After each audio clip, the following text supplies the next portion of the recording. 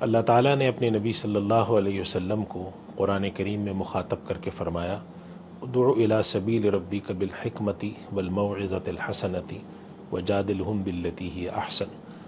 اس کا مفہوم اس آیت کا یہ ہے کہ اپنے رب کی طرف آپ لوگوں کو بلائیے حکمت کے ساتھ، والموعظۃ الحسنہ بہت ہی اچھی نصیحت کے ساتھ، وجادلہم باللتی ہی احسن، اور ان کے ساتھ اگر گفتگو کرنی ہو،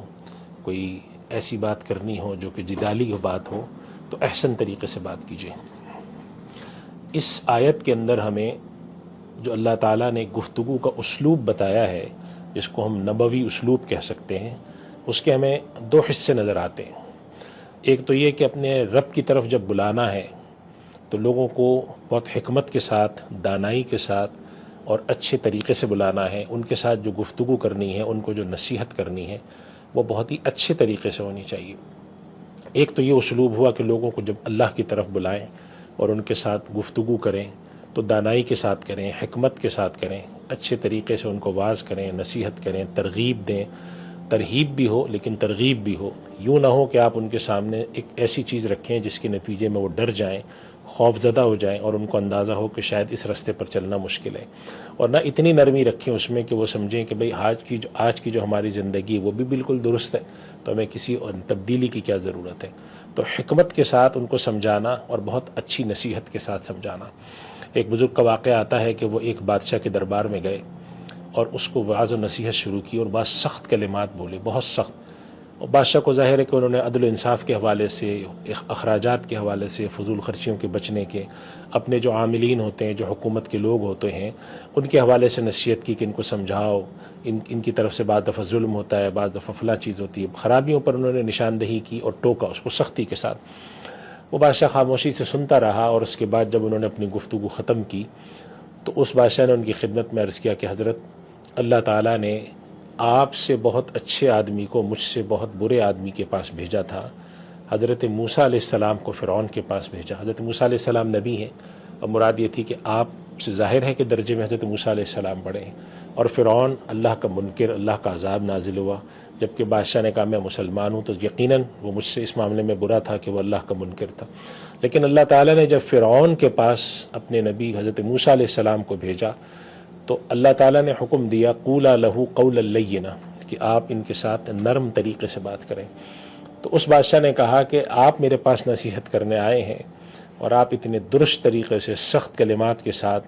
جھڑک کر بات کر رہے ہیں، جبکہ اللہ تعالیٰ نے فرعون تک کے پاس جب اپنے نبی صلی اللہ علیہ وسلم، اپنے نبی حضرت موسیٰ علیہ السلام کو بھیجا تو یہ تلقین کی کہ آپ ان سے نرم طریقے سے بات کریں۔ تو اس سے ایک بات یہ نکل کر آتی ہے کہ خوش اسلوبی سے بات کرنا، حکمت سے دعوت دینا، اگر وہ کسی سوال کے جواب میں پھنسا ہوا ہے، کوئی ذہنی طور پر مشکل ہے، شکوک اور شبہات میں ہے، تو اس کو حل کرنا، اس کو نصیحت کرنا، ترغیب اور ترہیب سے کام لینا، یہ دعوتی اسلوب، نبوی دعوتی اسلوب کا ایک طریقہ ہے۔ اور اسی اسلوب کا جو دوسرا حصہ اللہ تعالیٰ نے فرمایا وَجَادِلْهُمْ بِالَّتِي هِيَ أَحْسَنُ، کہ ایسا موقع آتا ہے کہ بعض دفعہ سامنے والوں کے ساتھ گفتگو کرنی پڑتی ہے، ان کے ساتھ ایک مکالمہ ہوتا ہے، ان کے ساتھ ایک بحث ہوتی ہے، ان کے ساتھ ایک ڈیبیٹ ہوتی ہے،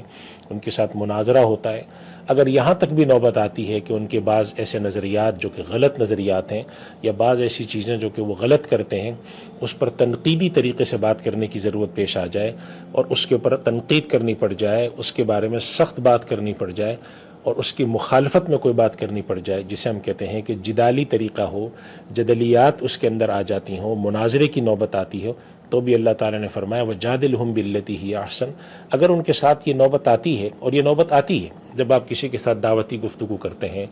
آپ اس کو اپنے اسلوب کی طرف بلاتے ہیں، تو جب آپ خیر کی بات بتاتے ہیں تو وہ جواب میں بعض سوالات اٹھاتا ہے، بعض دفعہ بحث کرتا ہے، بعض دفعہ وہ ایسے نظریات پیش کرتا ہے جو ہماری دعوت سے متصادم ہوتے ہیں، اس کے برعکس نظریات ہوتے ہیں، تو ان نظریات کی تردید کرنی پڑتی ہے، سامنے والے کو اس کی غلطی کی نشاندہی کرنی پڑتی ہے، ان کے غلط نظریات کی پر تنبیہ کرنی پڑتی ہے۔ اللہ تعالیٰ نے اس کے بارے میں ارشاد فرمایا وَجَادِلْهُمْ بِالَّتِي هِيَ أَحْسَنُ۔ جب آپ کو ایسا کرنا پڑے تو آپ بہت ہی احسن اور سب سے بہترین طریقے سے ان کے ساتھ یہ جدلیاتی اسلوب اختیار کریں۔ ان کے ساتھ اگر کوئی ڈیبیٹ ہوتی ہے، ان کے ساتھ اگر کوئی بحث ہوتی ہے، ان کی غلطی کی نشاندہی کرنی پڑتی ہے، ان کی خامیاں بتانی پڑتی ہیں، تو اس کے اندر احسن طریقہ اچھا اسلوب اختیار کیا جائے۔ یہ دونوں باتوں کی آج کے دور میں ضرورت اس لیے ہے کہ جب سے سوشل میڈیا کے ذریعے لوگوں نے اپنی باتیں شروع کی ہیں تو بہت سارے ایسے حضرات ہیں جو کہ اخلاص کے ساتھ، بہت نیک نیتی کے ساتھ بہت سارے ایسے مسائل پر گفتگو کرتے ہیں۔ دو مذہبوں کے درمیان بعض دفعہ وہ آپس میں محاکمہ کرنے کی کوشش کرتے ہیں، ایک طرح کا کمپیریٹو ایک گفتگو کر رہے ہوتے ہیں، ایک ڈیبیٹ کر رہے ہوتے ہیں، ایک بحث کر رہے ہوتے ہیں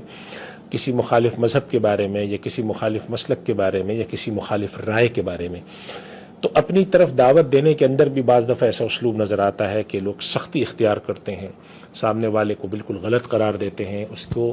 طریقے سے سمجھانے کے بجائے اس کے پر طعن کرتے ہیں، ان کے پر طنز کرتے ہیں، ان کو اپنی سخت کلمات کا نشانہ بناتے ہیں، اور اس کے ساتھ ساتھ اگر ان کے ساتھ کوئی مناظراتی انداز میں گفتگو کرنی ہو، کوئی بحث کرنی ہو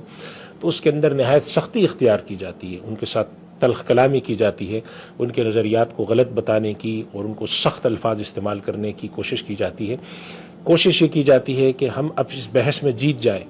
تو اللہ تعالیٰ کا جو تلقین کردہ نبوی دعوتی اسلوب ہے، جو منہج ہے، جو طریقہ کار ہے، وہ یہ کہتا ہے کہ سامنے والے کے ساتھ جب گفتگو کرنی ہے، اس کو دعوت دینی ہے، اس کے ساتھ بحث کرنی ہے، اس کے ساتھ ڈیبیٹ کرنی ہے،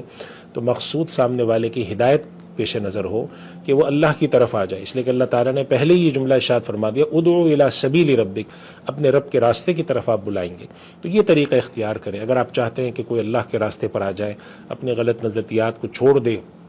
اور اگر کوئی شخص غلط نظریات کا پرچار کرتا ہے اور وہ پھیلاتا ہے تو اس کے مقابلے میں جب ہم اس کے پر کوئی کلام کرتے ہیں، کوئی گفتگو کرتے ہیں، کوئی بحث کرتے ہیں، کوئی ڈیبیٹ کرتے ہیں، کوئی مناظرہ کرتے ہیں،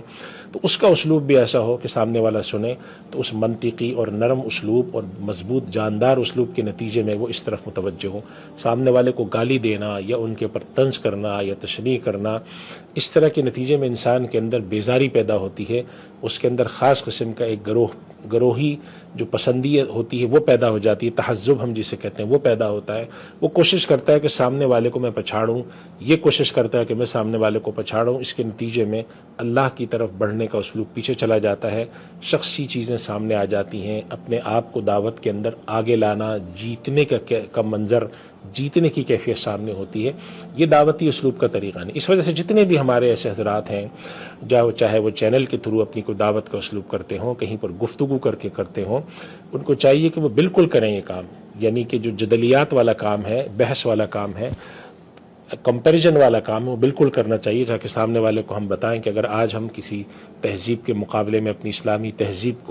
کا دفاع کرتے ہیں، اس کا پرچار کرتے ہیں، تو اس کی یہ خصوصیات ہیں، اور سامنے والا اگر اپنی کوئی تہذیب کا پرچار کر رہا ہے تو اس میں یہ خامیاں ہیں، یہ کمزوریاں ہیں۔ علمی اسلوب میں، دعوتی اسلوب میں، نرمی کے ساتھ اور بہت ہی احسن طریقے سے اگر یہ کام کیے جائے تو یقیناً اس دعوت کا اثر ہوگا۔ تو لہٰذا ہمیں اپنی دعوتی اسلوب پر نظر کرتے ہوئے ہمیشہ ان دو چیزوں کا خیال رکھنا چاہیے کہ سامنے والوں کو ہم اللہ کی طرف حکمت سے بلائیں، بہت احسن طریقے سے نصیحت کریں، اور اس کے ساتھ ساتھ اگر کوئی گفتگو کرنی ہے، بحث کرنی ہے تو وہ بھی احسن طریقے سے کی جائے، تاکہ لوگ اللہ کے راستے کی طرف آئیں اور اللہ کے جو سبیل کا لفظ استعمال کیا، ادعو الی سبیل ربک، اس دعوت کے اسلوب پر صحیح معنوں پہ عمل ہو سکے۔ اللہ تعالیٰ میں عمل کی توفیق عطا فرمائے۔ وآخر دعوانا الحمد للہ رب العالمین۔